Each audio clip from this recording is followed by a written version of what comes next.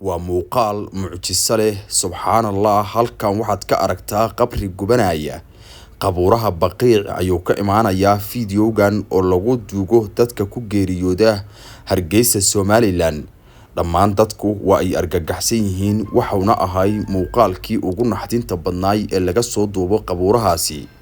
Sheekh Dirir ayaa inooga waramaya qofku hadii nafti uu isdhaafiyo waxa uu la kulmi doono adduun iyo aakhiraba intii uu adduunka joogay waa uu isku cadaabay Allah u naxariistay Maxamed aakhirana sidan ayaa qabrigiisii biyo loogu shubaya Allah u naxariistay tanina waxa ay mudan tahay in lagu cimri qaato oo qof kasta oo naftiisa isdhaafin raba waxa uu waramaya Sheekh Dirir isla markaana u sheegaya aakhira waxa uu la kulmi doono muuqaalkan qof reer Hargeysa ah ayaa ii soo diray waxa uuna ii sheegay in mucjisadan uu la kulmay isla markaasi qabriga gubanaya waxa uu ii sheegay markii uu qabriga dul tagay in qabrigu uu iska damay isla markaana qiici ka baxay oo joogsamay markii uu ka soo dhaqaaqana uu la kulmay mucjisadan muuqaalka uu duubayo isla markaana uu waa kan muuqaalka marka uu ka soo sikado qabrigii oo ulalaaya kadibna damaya markii uu ka soo tago subhanallah Sheekh Dirir ayaa sheegaya qofku hadii uu nafta isdhaafiyo adduunka isagu oo ku nool isla markaana uu naftiisa dilo la taqtulu nafsi la ilaahay ayaa yiri naftiina ha jarinina naftiisa jacayl dilaa tawa ahluna ilaahay nabad galiya uu leeyahay ilaahay biyay ka wadaysa islaamka jeclaa tiyada oo maaragtay jeclaa waxma istahmaaya niyad shayada qofka naftiisa jacayl dilaa tawa ahluna ilaahay nabad galiya uu leeyahay ilaahay biyay ka wadaysa islaamka jeclaa markuu qofku naftiisa soo dilo hadiidka nabigu wuxuu ku sheegay inuu ilaahay leeyahay adoonkayga uu igu soo degdegay hore uu soo fariistay uu soo degdegay marka qofku inuu dadka dilo oo qof muslima gardaro ku dilaa sida xaraan uga tahay ayay xaraan uga tahay naftiisana inuu dilo naftaada ma adaa leh waxa isweydiin la naftaada ma adaa leh mise waa amaano jirkeena ma inaga leh mise waa amaano jirkeena iyo nafteena adigu malihi waa aragti gaaladu ay qabaan oo qaldan qofku wuxuu qabaa naftiisa inuu leeyahay xubnihiisa inuu leeyahay marka dabeetana wuxuu ku leeyahay naftayda anaa leh adeer goortan doonaan tan bixinayaa idinku ii saxeexa una ma iga caawiya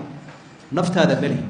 sidaa daraadeed inaad gardarro ku dishaa waa dambiile ahlu naar baan qofku mudanaya hadduu jacayl ku dilo iyo haddii uu tahriib ku dilo iyo haddii uu qaadan waa ku dilo habla yaryar baa marka waalidku canaanto yidhaahda miyay canaanateen dee maxaa baan ku joogitano sunba isku dhuftaa waxaasoo dhan qof kasta oo naftiisa dilaa waa ahlu naar ku noqonaya waxa uu naftiisa ku dilay ayaa lagu cadaabayaa uu rasuulku leeyahay xadiidka saxiixa waa nooc markaa iska dhaadhicin yaroon si kala abas istusnimo nooc kala awi jacaylkii yaraa ee la wadwade maaragtay markii hore lala heesayay ayaa wuxuu gaaray in makana in la iskuba miyaa naftiina halaagine iska noolaada oo si wanaagsan isu guursado xalaala dhalinyarada saasaynu leenahay wax lagu faaran maaha jacayl buu isu dilay iyo waa shahiid iyo waa cudurdaar buu leeyahay hadduu shahiid ku noqonaya soo inaga ka hadal tiyada oo maaragtay jeclaa waxma loo istahmaaya niyad shayada xagga dilka fiqigeena islaamiga saddex sababood baa mid wax lagu dilaa mubaashara iyo sabab iyo shardi saddex laba eray bixin fiqiga macruuf u awey qofku inuu gacanta geysto iyo inuu sabab u ahaa iyo inuu shardi leeyahay saddexdii midna kuma jirto waan ku jeclaaday ama ay qaado oo ay xambaaro ama waan istilayaa adaa yaqaan xog sir ah oo soo baxaysa ayaa sheegaysa Salma wiilku sababta uu u gubay inay ahayd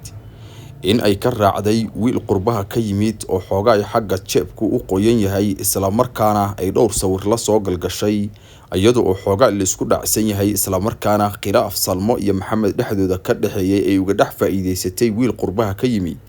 kaasi oo ay ugu dirtay WhatsApp-ka one more view hal mar kaliya in aad arki karto ay ugu dirtay iyadoo oo daanka mac ka siinaysa wiilkii ka yimid qurbaha isla markaana xiriir la sameysay balse halkaasi ay ahayd meesha uu Maxamed ka xanaaqay isla markaana go'aanka uu ka qaatay inuu gabadhan ku gubo isla markaana uu nafta dhaafiyo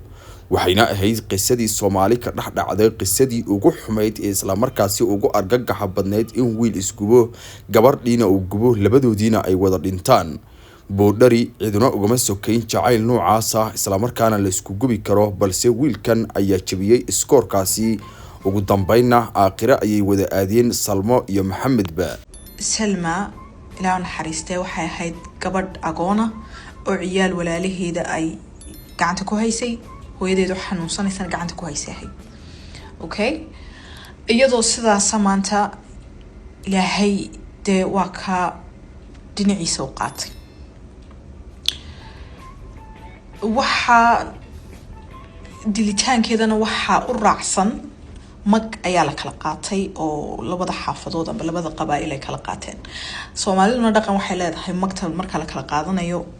xaafada lama siinayo qabaa'ilay odayaal baa kala qaata okay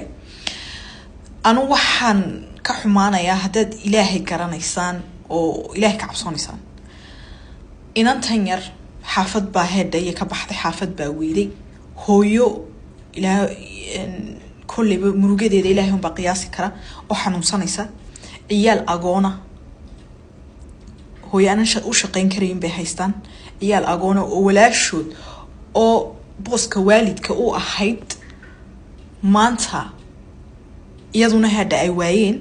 ayaa jooga xaafadda danyarta inantoodii ka dhimatay magteedii in dad kale ay qaataan anu khalad baan arka haddaad ilaahay garanaysaan xaafadda xaqdaradii ku timid ee ku dhacday inaguna xaqdaro labaad ha ku noqonine farta uga dhiibay hooyada waxa looga baahan yahay oo dhan u qabta xaafadda magteediina farta uga dhiiba caawimaadda koobaad aad siin kartaan xataa dhiiggii inantooda ee ka daatay magtii la siin lahaa iyaga inay dad kala qaataan ilaahay buu ni weydiinayaa haddaad ilaahay ka cabsoonaysaan xaafadda geeridu ku dul timiday oo weliba si xaqdarro ah ilmuhooga kaga dhintay oo kaaga daranka aabbana aanan lahayn oo agoona inaad inagu magtii ilmaha aad cuntaan dee waa to anagu naga weyn weeyaan marka ilaahay haddaad garanaysaan anigu waxaan oran lahaa xaafadda magtii inantooda u celiya oo gacan qab uga dhiga oo wax ugu qabta oo ciyaalkaa hadda maanta hadda waalidna ma haystaan oo u shaqayn kara ilaahu naxariista aabahood u dhintay walaashood waa taa dhimatay hooyadoodna way xanuunsanaysaa ilaahay ogoleysiiyey dibad bay iska ogolaadeen inay iska aadaan ninkaa dhibaatada marka gabadhan miskiinada ah oo jacaylkiisa ahaan jirtay inuu galaafto ma ahayn waxay ahayd nin dambe si aanu gabadh nin uga dulqaadan kan dibadda ka yimid la gubay ahayd tootalimito nin gari waa qaldamay gaaskii wuu la qaldamay meel qaldan buu la aadi gaaska waxay ahayd kan dibadda ka yimi inuu galaaftay ahayd gabadha jacaylkiisa intaa wada socdeen inuu nafteeda u qoonsado ma ahayn markii dambe tara gabadha naflacaarigii bay qabsatay wayna dhacdaa hadda kii waagidhood xamar gabadha ku gubayay gacmahoo dhan baa gugubnaa Soomaalikan kii Seed Cali waxa la yiri gabadha ku dhigtay markay naflacaariyeysay waxaana way dhacdaa gabadhii marka way ku dhigtay isagii bay qabsatay sheekadii marka dhacday marka ninkaasi waxa weeye qofku naftiisa inuu dilo maaha naftiisina wuu galaaftay gabadh miskiinadana wuu galaaftay ma garatay gabadha diyadeediina isaga lagu leeyahay oo hadda laga qaadaya isagiina ilaahay ha u naxariisto ninkaasi waxa weeye sheedaan baa arrinta ka shaqeeyay